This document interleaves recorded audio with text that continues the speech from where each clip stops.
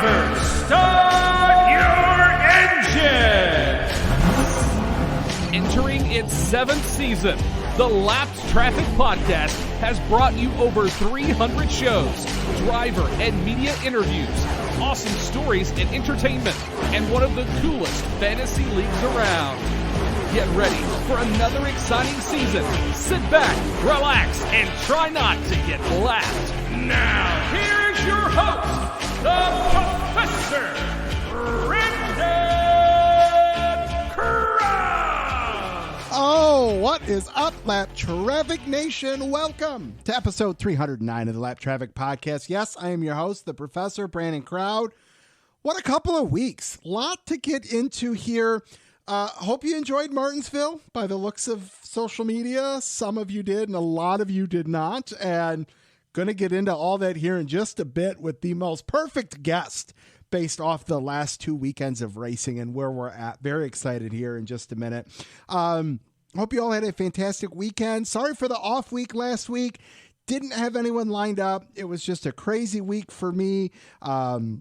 Had to go into the office a couple extra days last week, so it was a huge help to not have to do the show and also allowed me to get in a round of golf. So I'm sorry, Lap Traffic Nation, but it was golf in April, podcast, no guest, and I'm sorry. I opted for the golfing in April, but excited to be here this week. Excited to be back behind the mic. A couple of quick stories. Like I said, got the first round of golfing, which was awesome. So awesome to get back on the course. Shot pretty well, considering haven't swum the club since like September of last year. And then this past weekend, we took Alden to the zoo for the first time, which was so cool to see him in that new space, that environment with the animals, which was so cool. Did some grilling, all that good stuff, which is always zen for me. Everyone's got their zen thing. Being down here in the man cave with a beverage, talking for you guys is a zen time for me, as well as, standing behind a grill, the smoker, whatever it may be. So all that, here we are. We're back to the grind and another Tuesday and another awesome show. Hope you enjoyed the show a couple weeks ago with Dustin Albino. Always great to have him on. Love talking NASCAR and especially love talking wrestling with Dustin Albino. We recapped WrestleMania, and I'm sorry, I'm going to probably talk a little bit more wrestling than normal just because we're on the road to SummerSlam, which is here in Metro Detroit. I got what I would consider, outside of being front row at any event, I would say I've got the next best seat, and I am pumped for SummerSlam. I'm pumped for August. I am pumped for SRX at Berlin. I'm pumped for NASCAR. I'm going to have one hell of a dude weekend, and because I'll be doing it solo. Lindsay might come down, hang out with me a little bit Saturday downtown before SummerSlam. I'm going myself. I'm like, one, tickets were just astronomical. And two, Lindsay does her thing every once in a while. Brandon's got to do his thing every once in a while. So I am very much looking forward to a zen few days there in August, but I do not want to rush summer. That is for sure. So what do we got going on tonight? Well, the legendary Jeff Striegle is going to be on in just a second, which is awesome. I've got catching up with Lap Traffic. We've got some takes from you guys about this past weekend, Lap Traffic Fantasy, all that good stuff. So without further ado, Jeff and I get a little long-winded sometimes, so I'll cut the intro monologue short, if you will, and let's just get Jeff Striegle on the line. All right, Lap Traffic Nation, joining me on the line for his unprecedented 26th appearance on the show. Lots to talk about. Very excited from this one from MRN Radio and Berlin Raceway. It's Mr. Jeff Striegle. Sir, how are you? I am doing well. I hope you are too, and I'm glad to.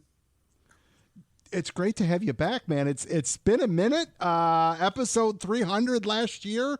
We're only 9 episodes in this year, but it's been a minute, and glad to have you back on. Yeah, it's good to be back on. And you know what? It was cool to be on episode 300. It's cool to be on right now.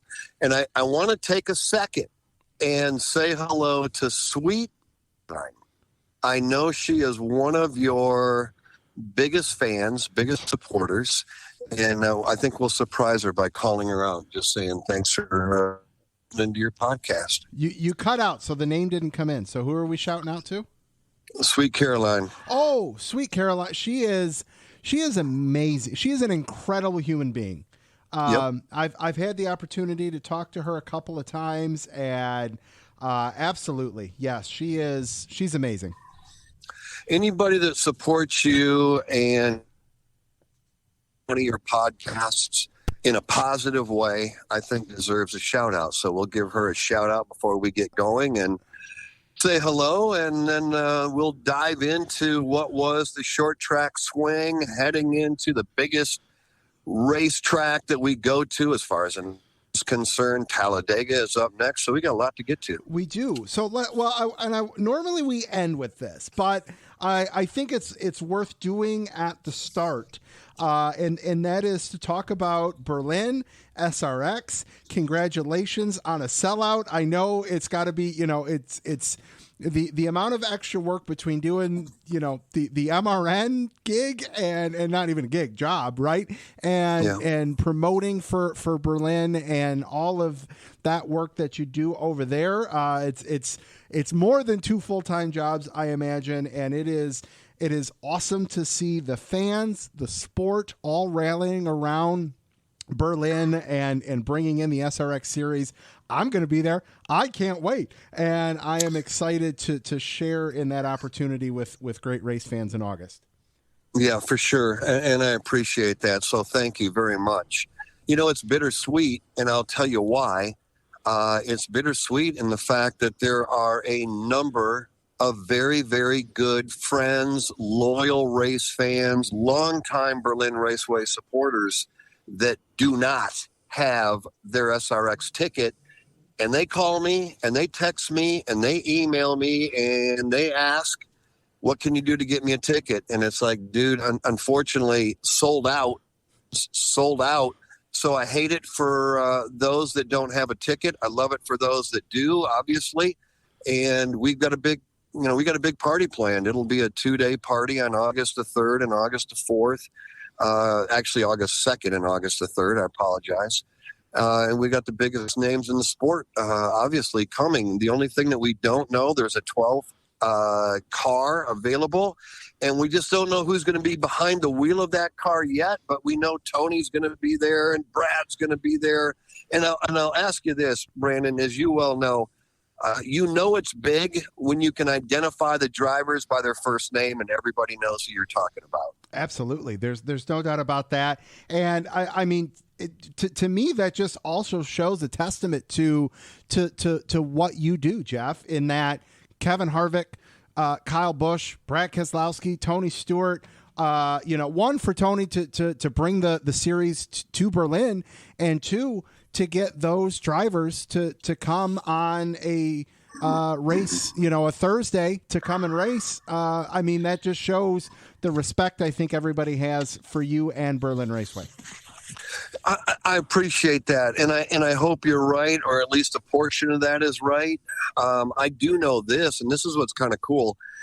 Originally, I thought I knew who that final driver was going to be. I thought it was going to be one of 2 individual drivers. But in talking to Don Hawk, who runs SRX on behalf of Tony Stewart, he told me this week that there actually are 13 drivers that are vying for that last seat. Wow. And I thought, and you know what? I thought about asking him, Don, who are they? And I thought, out of respect for him and for what they're doing, I didn't do that, but I can probably guess a couple of them. And, knowing that they're the biggest names in our sport, and I'm talking motor racing, I'm not talking about NASCAR. You've got IndyCar, NHRA drag racing is represented. Past and present, future Hall of Famers are obviously on that list. It's like, man, oh man, I wonder who those drivers are. But I know that at the end of the day, Don will make the best decision possible and put somebody in that car, and we're all going to be proud of having that individual there. I can tell you this, we opened the gates Saturday night, as you know. Yep. and we were greeted with a massive crowd. We put on a big show. Based on everything I read on social and the comments and the emails that I get, I guess everybody was very happy with the opening show. I watched it from Martinsville the best I could, and I too was happy with the way the team performed on opening night. So we're off and rolling. I love our fans up here. They support us, and I'm so proud of that. I think more than anything, Brandon, is the fact that when we open the gates, the fans show up and they support their favorite driver. And we move from one weekend into week number 2 coming up this weekend, weather permitting. I hate to say that, but we're in Michigan. Man, I know. 75 on Thursday and a chance of snow on Saturday. So dude, it's just what we face. I got a round of golf in last week. We took Alden to the Detroit Zoo for the first time over the weekend, and I'm sitting down here in the basement in sweatpants and a hoodie because there was snow earlier today. Like it's like you said, it's just Michigan. You either get that reference or you don't. Well, and I can add to that again, as you know, being both of us are from the state of Michigan. For those listening that don't know. On Wednesday, Thursday, Friday, and Saturday, we either had a record high temperature or we were right there with it. Yep. And when I got home from Martinsville, there was snow on the ground. There was snow at my house. Yep. And I'm thinking, how in the world is that possible to have? We were 82 on Saturday for the season opener at Berlin. I get home on Monday at 11 o'clock and there's snow on the ground. So yep. You just never know. What are some upcoming events? I know you've got a college night, you got superhero night, which is probably going to be really cool. You've got stuff going on Cinco de Mayo, Mother's Day. What are some of the series that fans can expect over the next couple weeks at Berlin? It's one reason why I appreciate you is you do your homework, and that is very much appreciated. You're right. With everything you said there, that's what's going on behind the scenes as far as themes are concerned. We've got the Midwest Modified Tour that will be rolling into town on May the 6th. Wing Sprint cars, the fastest cars ever to run at the Berlin Raceway, will be here on May the 20th. Those are our spring start time dates where we go green at 4 o'clock. And then we bump back to May the 27th. All of our local divisions will be running along with fireworks, and then we start at 6:30. That'll be followed up by ARCA, Money in the Bank, one of the biggest I'll tell you what, I was going to say the biggest super late model races in the country. You want to hear something cool, Brandon? Yes, sir. We have 34 entries already for Money in the Bank on June 7th. Already 34 entries. And this is not to pick on anybody. This is just to showcase where I think we're at right now.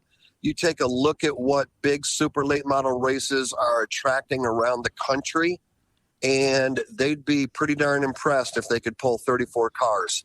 We have that right now, and we're still 2 months out. Yeah. So, and there's a couple more people that are hanging in the wings, waiting to make a decision, and those would be big name drivers along with the Bubba Pollards that are already going to be here. So there's a lot going on, and I appreciate that. Everybody can check it out at berlinraceway.com.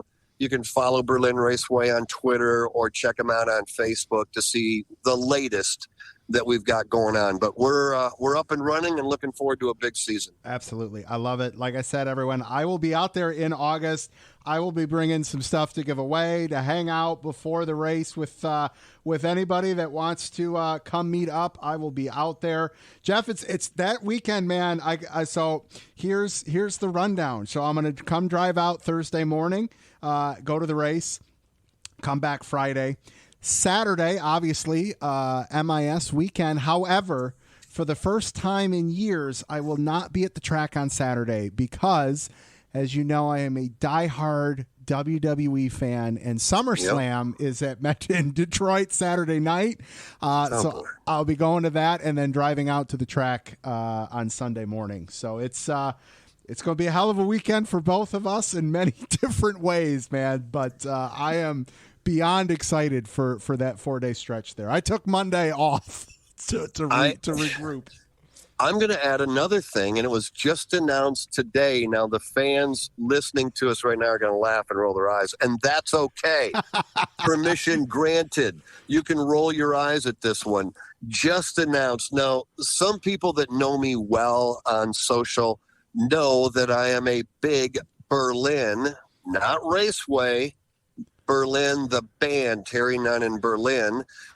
Take Your Breath Away is the song that made them popular way back.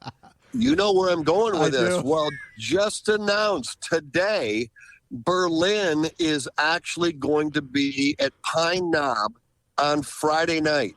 So I know this is big. I've already called Alex Hayden. And he's like, dude, I'm down because they're there. So somebody better be listening and better be offering me free tickets because we're giving them this plug.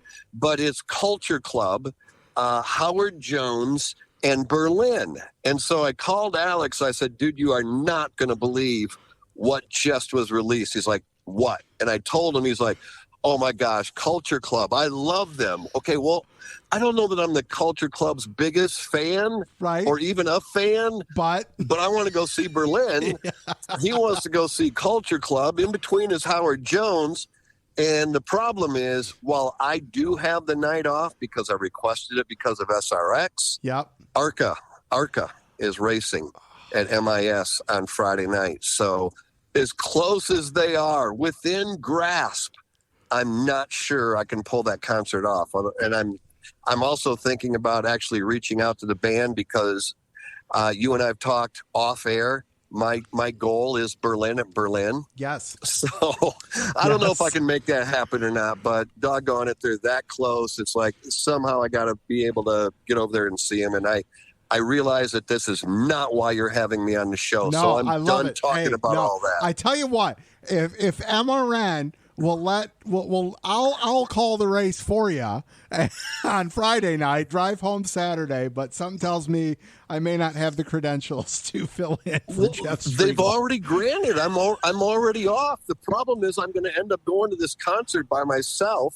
and that just seems weird and awkward. So I don't know. If somebody wants to go to the Berlin concert with me after this promotion for this thing, I better have a pair of free tickets. And if somebody wants to go, all they got to do is hit me up. We'll see what happens. I'm going to tag the band on Twitter and use a soundbite from this, so maybe that'll help. Well, I would hope so. Terry, if you're listening, Terry Nunn, lead singer, so much talent. All right. Anyway, let's talk NASCAR. Yes. That's what you called me for. Yes. All right. So let's do this because I didn't do a show last week. I had an off week. I want to get your quick take on Bristol. Third time there. I get social media is where most negativity goes, not always all positive. What's Jeff Striegle's thought on Bristol dirt? Do we throw the towel in if you had, your way? What do you think? You can't ask me questions that I'm going to respond to honestly. That's hopefully that's what separates me from other guests is you ask me a question, I'm going to give you an honest answer. Yes, and I love it. I'm not a fan, but I'm going to paint it this way. I watched it. We don't do that race, so I'm home, and I watched it on TV, and I was thoroughly impressed with what I saw on the racetrack. I thought, as far as a race was concerned, that was probably one of the better races I've seen in a long time. There was side-by-side, 2 wide, 3 wide racing for the lead throughout the event, and that's what people want, and they got it. All right. Then you get to the whole dirt thing. And I think you and I talked about this before when we were talking about Eldora and trucks. And yep. I'm not a fan of taking a pavement race car and putting it on dirt. I'm just not. I don't want to take our super late models from Berlin and go up to Merritt Speedway that is a dirt track and put them on there and see what they can do. I'm just not interested.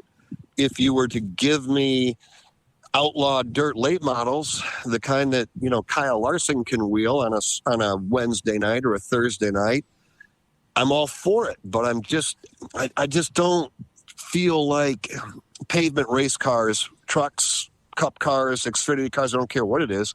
I just don't think they belong in dirt. So for me, I love the racing, and I give them a lot of credit. They do a lot of work, and there's a lot of effort that goes into that venue to pull that off. But for me, I've seen it.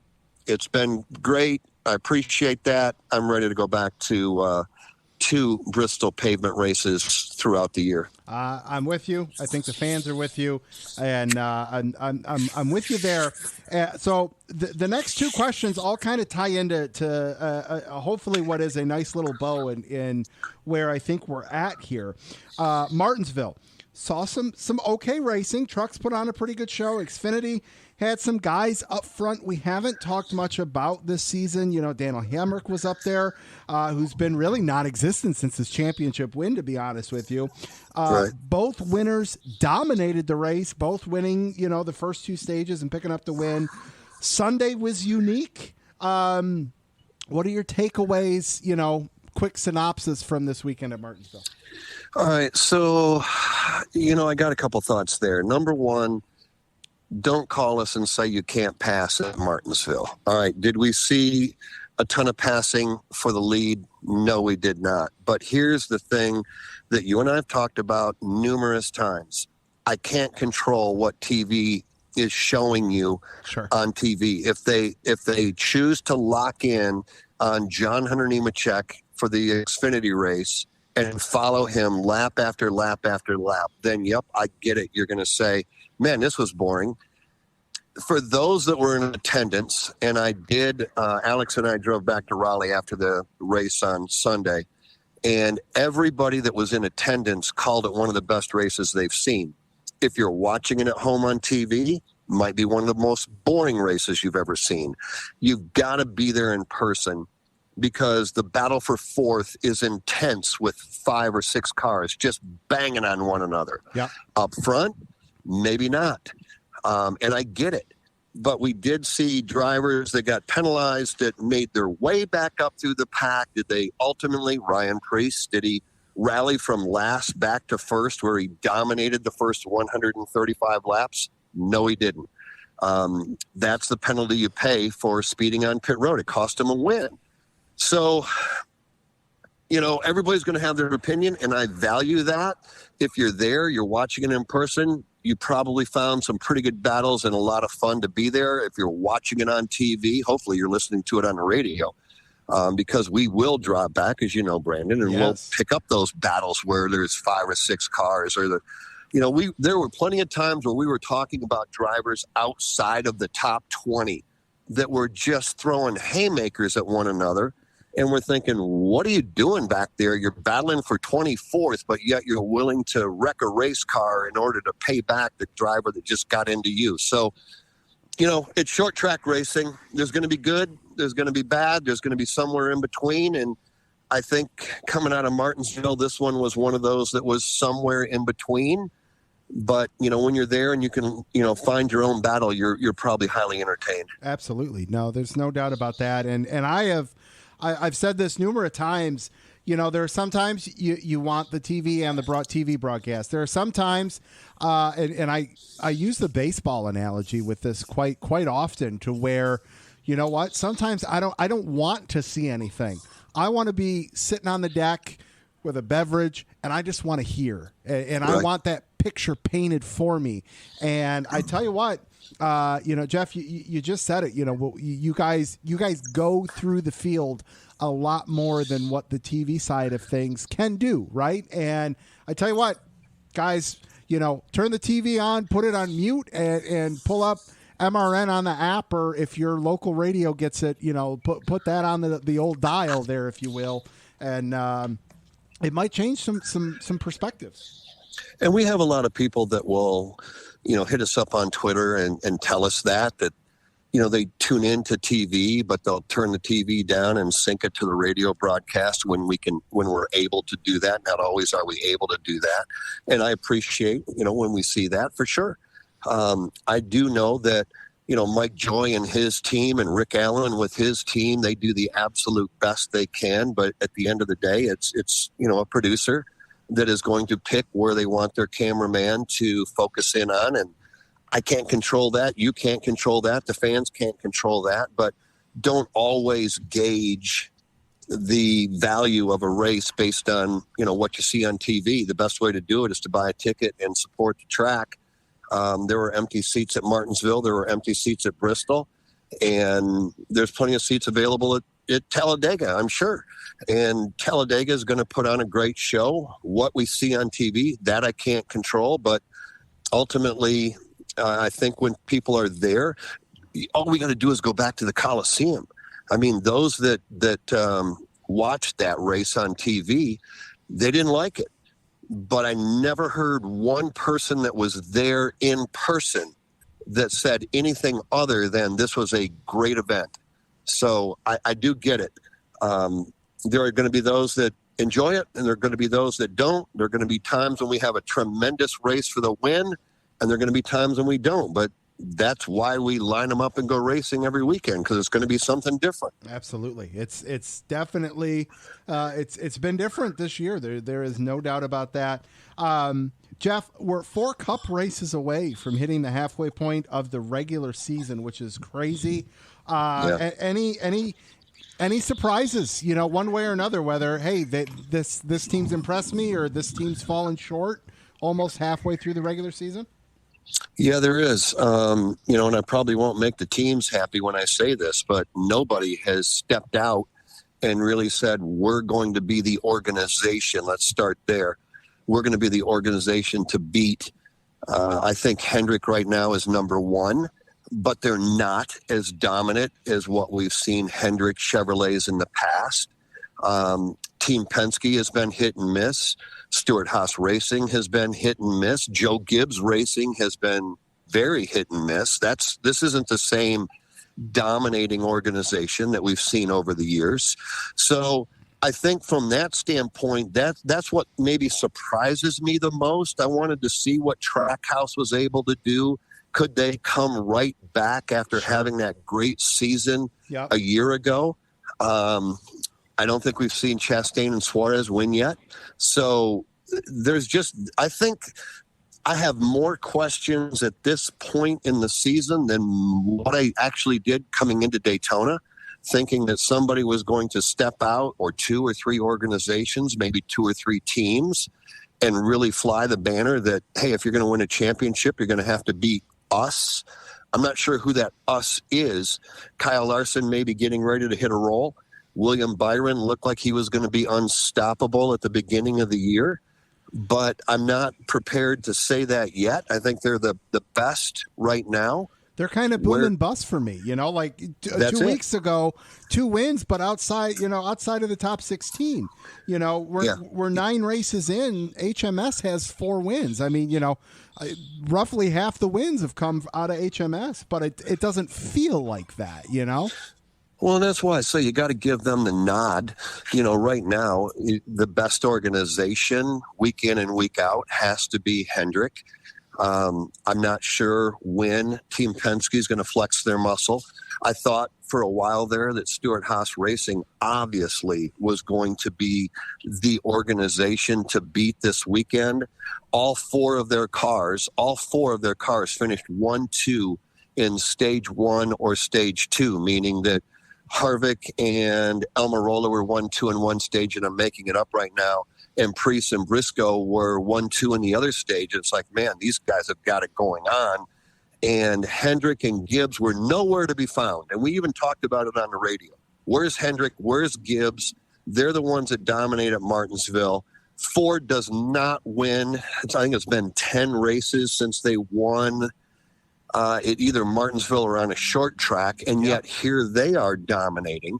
And then by the time you get down to the end of the race, one thing or another leads you to those cars are no longer running in the top 10, and there are the Gibbs cars and there are the Hendrick cars. So inconsistency, I think, has been probably the norm for 2023. Teams just being inconsistent and not being able to get on a roll. I hear you there.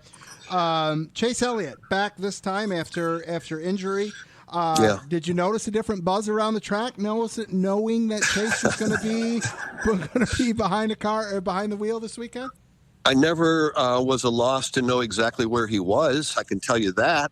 All you needed to do was follow the tremendous mob scene that was following him everywhere he went. So sure, I felt like there was. It was great to have him back. And I think the thing that stood out to me the most was his ability after 400 grueling laps, first time back in the car since Las Vegas or prior to Las Vegas. I don't remember exactly. Yeah, it was the West Coast. Yeah. Yep. And he ran very well. And then ultimately when it came time to go to the payout window, he's up there running in the top 10. So he's great for the sport. There's no doubt about it. We all know that people show up to see Chase Elliott race a race car. And for a while there, I thought he logged a lot of laps. And when it came down to, maybe lap 300 or 400, all of a sudden he began to move up. And, I was proud of their effort. I thought they did great.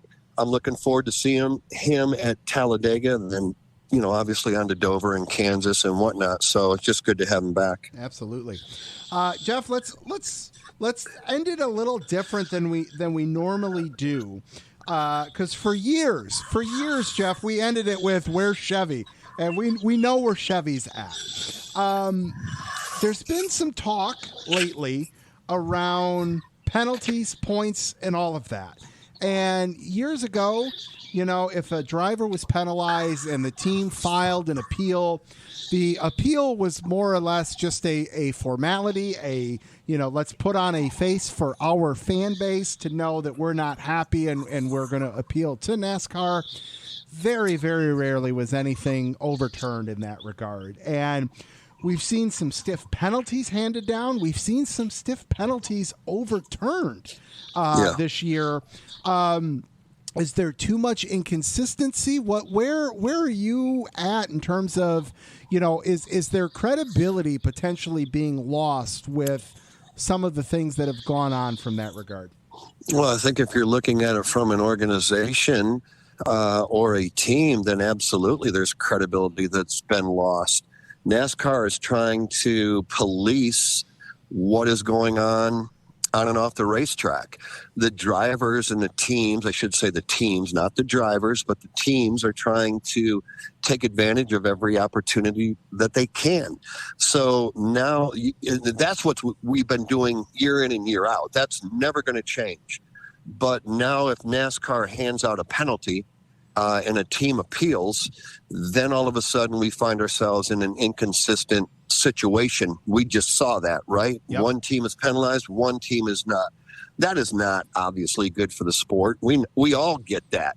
I mean, my gosh, if we all complain about a holding penalty or a pass interference penalty that's called in a Super Bowl, that you called it on this team, but you didn't call it on that team. All right, well, that's a spur of the moment judgment call. You can't go back and necessarily review it on instant replay because the call is what the call is and the team's got to live with it.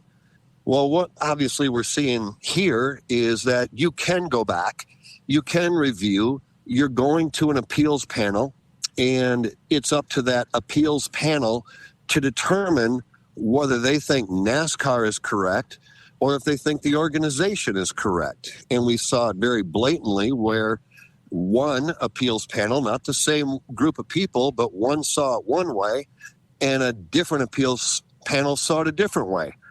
And one was penalized and one was not. And that, I don't think that's good. Obviously, it's not good, right? Because if you get penalized and I don't, and it's the same infraction, that's just flat out not good. It's not good for the sport, not good for the organization, not good for the sponsors. It's not good for anybody. Yeah, I agree. I think I don't know if we need a set appeals panel for maybe, either a season or, X number of races or something, but that's a legit gripe from a organization, a crew chief, a team, a fan perspective, and that was a great analogy on the football side of things. That's one of the most common things, that the pass interference call, who gets it, who doesn't, or roughing the passer. If you're Tom Brady, you're getting a call that, a rookie quarterback isn't getting, and that's Correct. that's where if there's a way to eliminate the inconsistency or reduce it to some capacity, NASCAR's got to take a look at that, I feel. Well, let me ask you this. Do you think the NFL is going to put an appeals panel in place for, the regular Sunday afternoon game or the Super Bowl or a playoff so that, there is that roughing the passer penalty, and, the Detroit Lions decide they're going to appeal that. We stop the game. And in the meanwhile, the Dallas Cowboys are sitting on the other sideline waiting to find out whether, the appeals panel feels like it actually was or wasn't. And then they make a ruling and they overrule, the officials, and they side with the team or vice versa. You're taken away. And I do get it. A lot of fans feel like NASCAR is out to get the organization. Well, I don't think that. And I think when we all understand the organization, NASCAR is trying to keep it a level playing field. Here are the rules, abide by them. The team on the other side of the equation takes a look at those rules, and they look at it, they dissect it, they put it under a microscope, and they say, here's where I think we can get an advantage. That's been NASCAR for 75 years. That's never going to change. Yep. Not at the NASCAR level, not at the local short track level, nowhere ever. So, when you get your hand slapped, if you're caught doing something, there's a penalty for it. And if you happen to be an organization that doesn't push the rules, well, then shame on you, because you're probably getting beat week in and week out. So it's a slippery slope. But when you add that level of an appeals panel that is not consistent, that leaves us all to interpretation, and we think this person is right and that person's wrong, and I think exactly the opposite. And we all go back on Monday morning and we talk about how it's not fair. Well, it is to a degree, right up until we decide that we're going to look at it from a different standpoint. Absolutely. I love it. I'm with you 100% there. Jeff, man, great to catch up with you as always, sir. I appreciate you. And we'll definitely do this before MIS, and tradition has been a pre and post MIS show. If we may have to extend that a week just based on the weekend us both are going to have. You're going to call me and I'm going to say I'm setting up barricades and trying to set up, handicap parking and all of this and that. But you know what? I've always got time for you. So no matter what we figure out, plus I'm going to see you there. Maybe we'll just do it live from the track. That'd be great. We'll have fun with that. And then on Monday or Tuesday following MIS, we'll both be dead tired, but we'll still find a way to put on a show. I love it. All right, brother. Great to talk to you. Lab Traffic Nation, huge thanks, Jeff Striegle, for coming back on the show. Number 26. Appreciate you, brother. We'll talk to you soon. You got it, buddy. Thank you. All right, Lab Traffic Nation. I mean, does Jeff Striegle deliver, or does Jeff Striegle deliver? And he delivers. He always delivers. I love him. Love having him on the show. Cannot wait to see Jeff Striegle in action in August at Berlin. A completely, different realm for him. I mean, obviously always at the track, but I see him in the press box. Doing that side of things. I can't wait to see him on the track promoter side. So that's going to be a lot of fun. If you're going to Berlin in August, let me know. Let's do a lapped traffic meetup at Berlin. If you're going to be there, let's do this thing. So, all right, there's that. Let's get into things. Let's see what you guys had to say about this past weekend and where we're at. 9 races in to the 2023 NASCAR season. All right, so my question for you guys this week is, does it seem like it's been a bleep show each week with something weird happening and haven't been able to really hit a stride? And I feel like we're in for more of the same, with next week being Dega. We're going to get the big ones, and that's not going to help the situation either. So what are your guys' thoughts? Evan Roller at Evan Roller 2, brother, I've been lost every weekend since Daytona. Scott at 1985 Wagner. Each week has had something stand out that had nothing to do with who wins. The racing this year has not been the best nor the worst. Hard to remember who won because of everything else. Has made this year hard to follow. Man, Scott, you summed that up perfectly there. Kenny at KCPro_88. NASCAR pretends they don't have a problem. Drivers are having their own issues with respecting each other, driving this racing package on shit tires, feel like they've been winging it for years and throw in more road courses to compete with F1. It's just always something. I feel you. Colin at Colin_with_cars. I feel like the season has been kind of a letdown after last year. Every week something weird happens and we end with a green-white checker. At least this week we went the scheduled distance and that's it. Diane at Diane Earnhardt. Doesn't seem to be the same kind of racing at any track. Granted, there's been some rain. Tires seem to play a big part. Maybe Dagan will change my mind. Let's add some watermelon to the track. Love it. Thank you for the responses, guys. I am, like I kind of talked about with Jeff a little bit ago, I kind of am left like throwing my hands up in the air right now. Like, the same schedule basically as last year. Nothing changed really.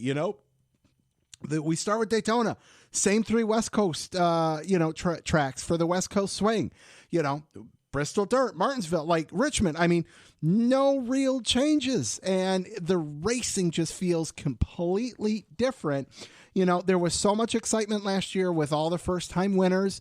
Okay. I get that. Part of that played a role with the new car. Everyone's still getting to learn it. And, they made some changes. Better for worse, that's everyone's opinion. And I just kind of feel like we're left here scratching our head after each weekend. Like, did I like that? Did I not like that? Where are we at? And we're almost halfway through the regular season and it just feels very, very weird. And I don't get it. Like I said, here we're going to Talladega. Dover's going to be a unique beast because, it's a concrete. Then we go to Kansas, our first 1.5 miles since Atlanta, which Atlanta is, we don't know what the hell Atlanta is. Then it's Darlington.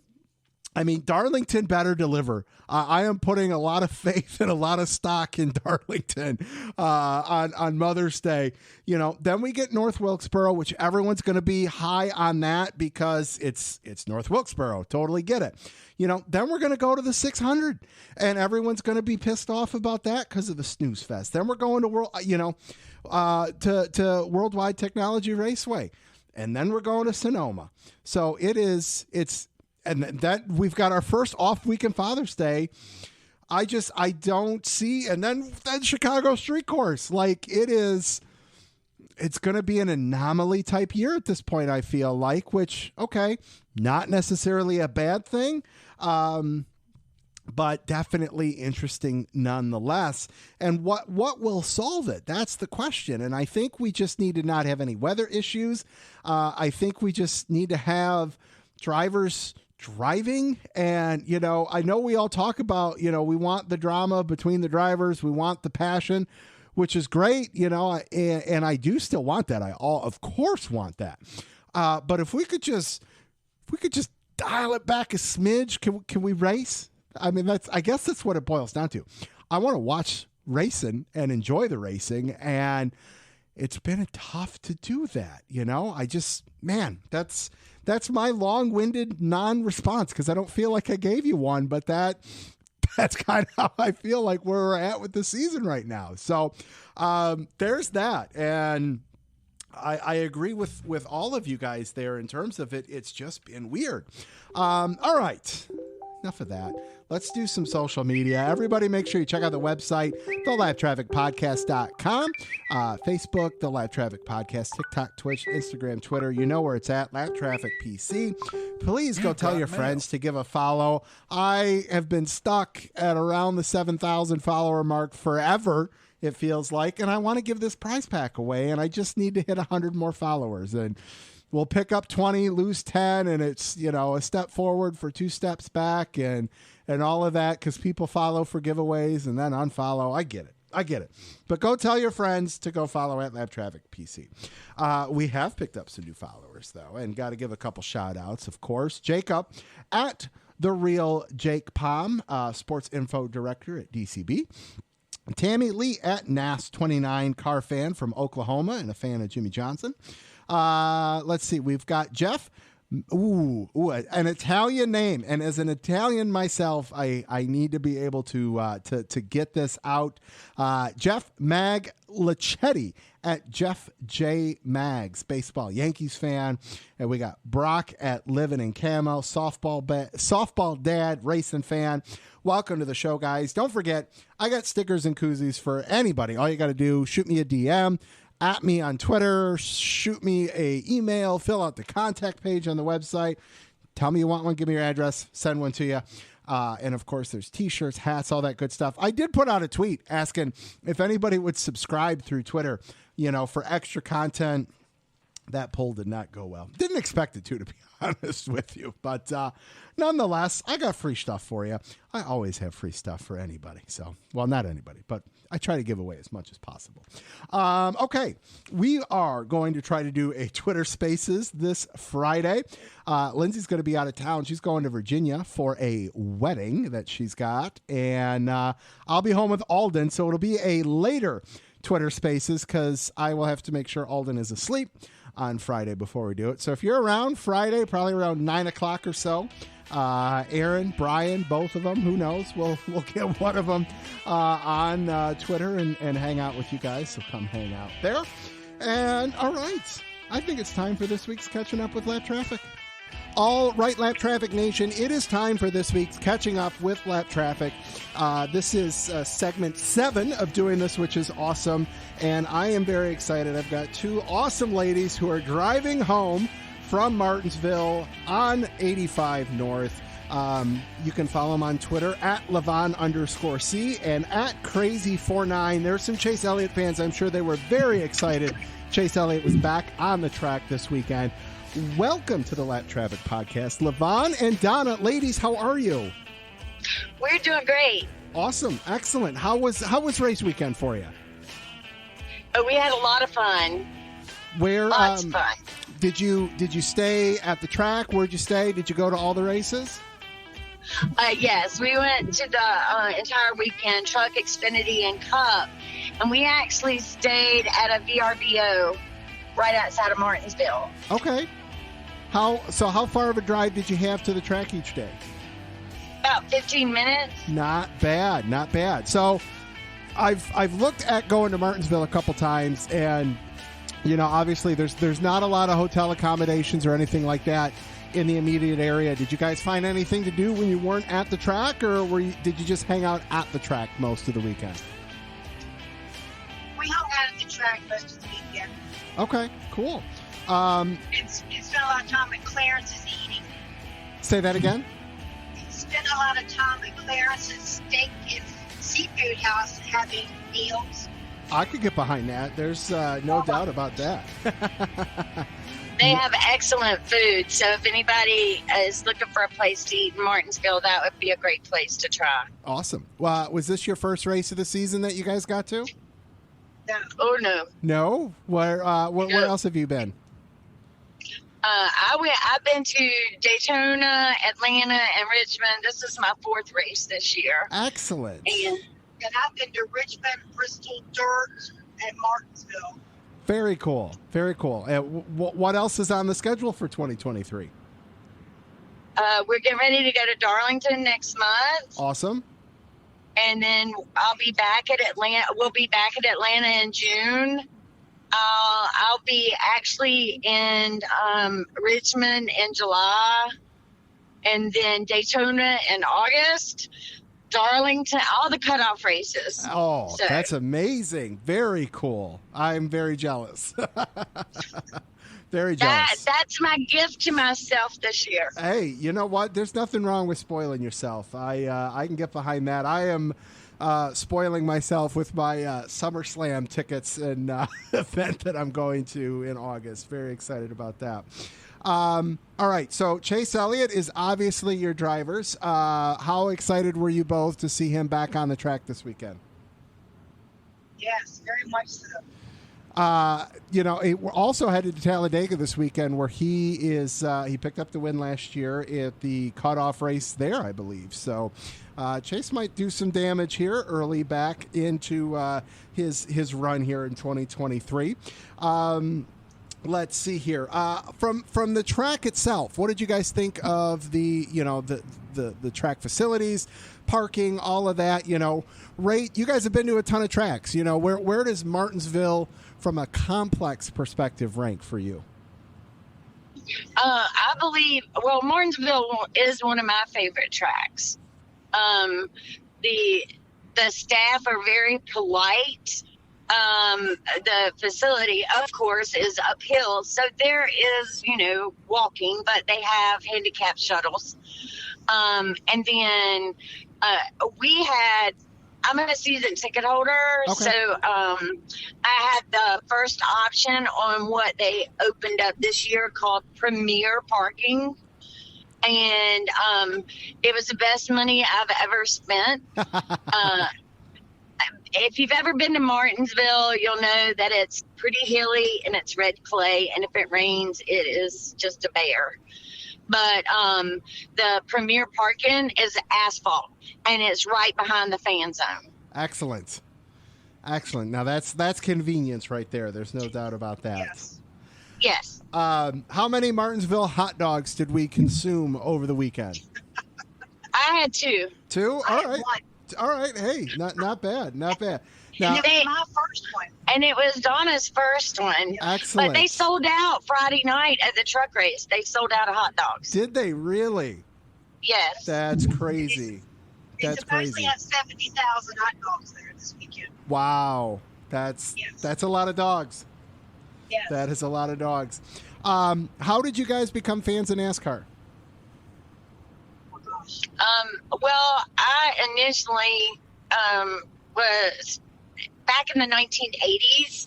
A friend of ours had season tickets to Darlington, and that was my first experience with NASCAR in the early 80s, and then I've been a fan ever since. Isn't that crazy how just, someone takes you to one event and, fans for life. There are so many stories like that out there, which is awesome. I love everything about that. Let's see. What else can we talk about here? What did you guys think of the actual racing this past weekend? Social media was, I'm not going to say split, because it definitely wasn't split based on what I was seeing. Definitely some critiques out there, but being there in person, what did you think of the actual racing? Well, Friday night was a little bit of a disappointment, especially with the weather and how everything turned out. Sure. They should have slapped some rain tires on those trucks and kept on going. Right? Well, yeah, they waited way too long. After the storm. After the storm was gone. Yep. After the storm, should have been, yes. Saturday, it was okay. Yesterday, I would say it was okay. Being at the track, we didn't watch it on TV, so we don't know what TV showed. But if you were at the track, there were battles going on throughout the field rather than just out the front. Sure. At the front. Sure. Go ahead. Sorry. One of the biggest complaints was, inability to pass. Could you see, how did passing look like to you being there at the track? I think at times it looks like they were unable to pass. I mean, you pretty much, I looked at it like this. You had to set them up to pass them. Sure. Yep. And us being Chase Elliott fans, that last segment, I mean, he started, I do believe, 19th and finished 10th. And he was making moves and setting up people as he passed them. So. That's definitely needed to know what you were doing to be able to make moves out there. That's for sure. No Ross chaining, as we called it yesterday. Right, exactly. Mm-hmm. All right. Well, ladies, thank you so much for taking some time out on the drive. Hope you make it home safe and sound the rest of the way. I hope you enjoy the rest of the races that you get to. Hit me up if you'd like to come back on anytime during any of your other race weekends and recap for the listeners. I know that would be awesome, and appreciate you, and we will talk to you very soon. All right. Thank you for having us, Brandon. Of course. We appreciate it. Thank you. Take We'll talk to care. you soon. All right, let's close this thing down with some lap traffic fantasy. Just a reminder, get your picks in 5 o'clock Eastern Standard Time on Thursday. Check the website to see who you still have available for your picks for Segment 1. Speaking of Segment 1, there are only 4 more Cup races to go, and we will have our Segment 1 winner, which is exciting. We'll reset for Segment 2. We'll get the cumulative points going, all that good stuff there. So lots to look forward to as we are well into the mix on things here. Joining me, though, on the line, he had one of the high scores this past week. You can follow him on Twitter at The Haunt is Truth. It's Kevin Hahn. Kevin, what's up, man? How are you? Good, man. Just hanging out. Yeah. Yeah? Hey, nothing wrong. Just hanging out. Did you get to watch any of the races this week? Yeah, I listened to it on MRN on the way home from Nashville, so I got to listen to that, and it was a good time. Excellent. Past it.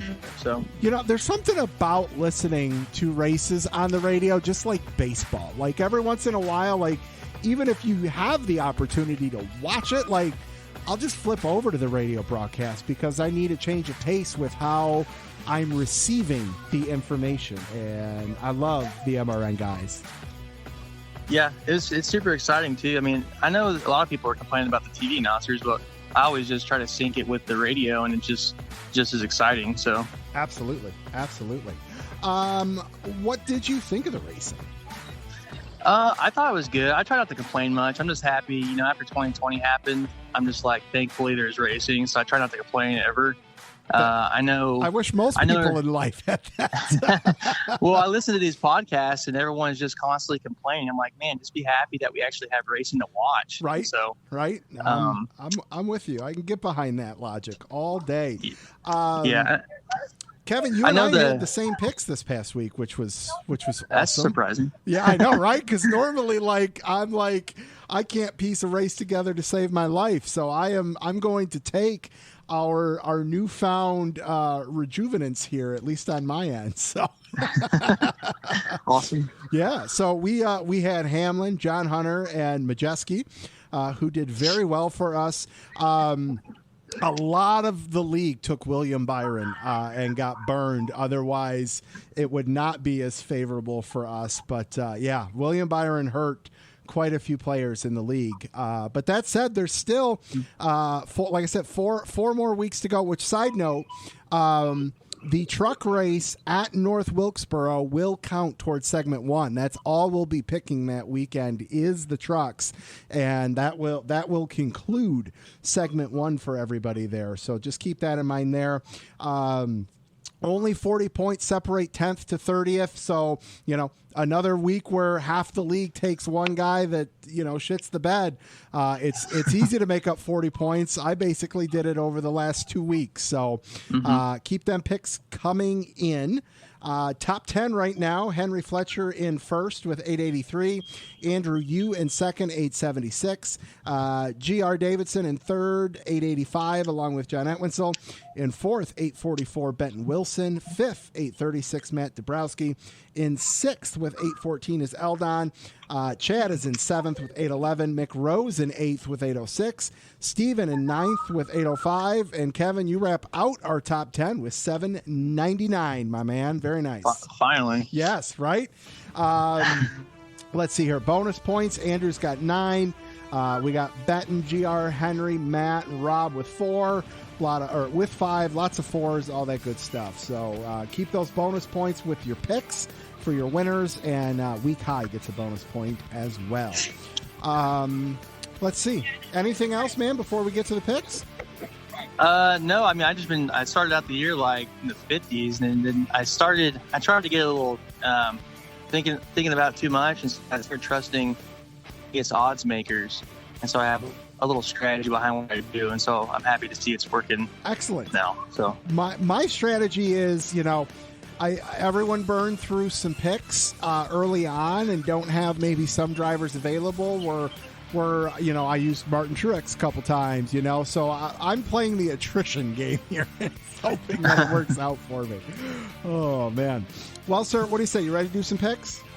Let's do it. All right, Lap Traffic Fantasy players, we are going back super speedway racing and headed to Alabama. Chevy swept the races last year with Chase picking up the fall win and Ross picking up the spring race.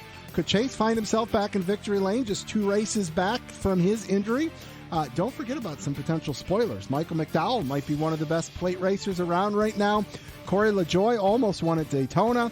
Eric Jones and Bubba Wallace always seem to find their way up to the front as well. With just 4 races to go in segment 1, do you get a little risky? Do you play it safe as we head to the high speeds? And who knows how many big ones this weekend at Talladega. Who gets to victory lane? We'll find out. First, it's time for our picks. No truck race this weekend. Kevin, who are you going with for the Xfinity Series? I'm going to keep it chalk, actually. I'm going to go Austin Hill. That is my pick as well. I mean, it's kind of hard not to. Just trying to play it safe. Yeah, he dominates too. So. Yep. All right, Cup side. Who are you going? I'm going to go with Ryan Blaney. Okay, you got that's a solid plate racer as well. I don't think very many people have Ryan Blaney left, so that could bode very well for you, sir. I hope so. I'm going to stick with the Chevy family, and I am going to assume that William Byron will not have the lackluster week this coming week as he did this past week, and I'm going to go with the 24 of Ryan Blaney. Nice. All righty. Well, sir, thank you very much for calling in. Enjoy the rest of the trip, and maybe we'll talk to you soon. Sounds good. All right. Thanks, man. We'll see you. All right. Thank you. Bye. All right, Lap Traffic Nation, that is going to be a wrap for episode 309 of the Lap Traffic Podcast. Check out the website, laptrafficpodcast.com, Facebook, Lap Traffic Podcast, TikTok, Twitch, Instagram, Twitter, all at Lap Traffic PC. Huge thanks to the legendary Jeff Striegle for calling back in. Huge thanks to Levon and Donna for this week's Catching Up with Lap Traffic, and for Kevin for calling in for some Lap Traffic Fantasy. We'll see what we can put together next week.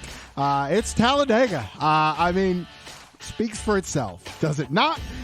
Don't get caught chasing the lucky dog. Tune in each and every week to the Lap Traffic Podcast. See ya.